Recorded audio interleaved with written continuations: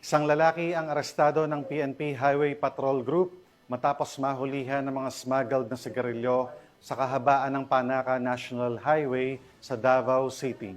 Nakatutok dyan si Patrolman Mark Roland Feliciano.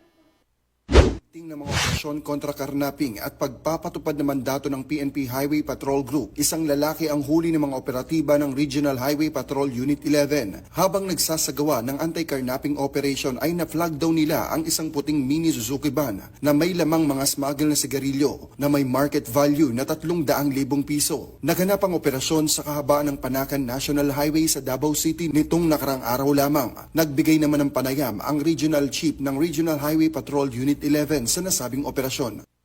The team observed a Suzuki minivan illegally parked along the National Highway of Davao City. Upon verification, the driver identified as alias Hadjan. Then, upon ocular inspection, the team discovered that the vehicle was loaded with 20 boxes of suspected smuggled cigarette with an estimated market value of 300,000 pesos.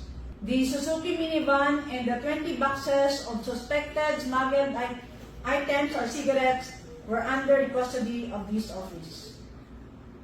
Kinilala ang suspect na si alias Shadrach, 46 na taong gulang na tagasa sa Davao City. Hindi na nakapalagpa ang suspect at binasahan ang kanyang karapatan sa salitang kanyang nauunawaan at pansamantalang nasa kustudiya ng Regional Highway Patrol Unit 11 ang suspect habang inihahanda ang kaso laban dito. Samantala ang nasabing sasakyan at mga sigarilyo ay magsisilbing ebidensya laban sa suspect. Sa anumang katanungan, reklamo o impormasyon, ang himpilan ng HPG ay palaging bukas upang kayo'y tulungan. Kami ang Highway Patrol Group ang kakampi nyo sa kalsada na patuloy na magbibigay ng serbisyong HPG dahil dito sa ating bagong Pilipinas. Ang gusto ng pulis, ligtas ka.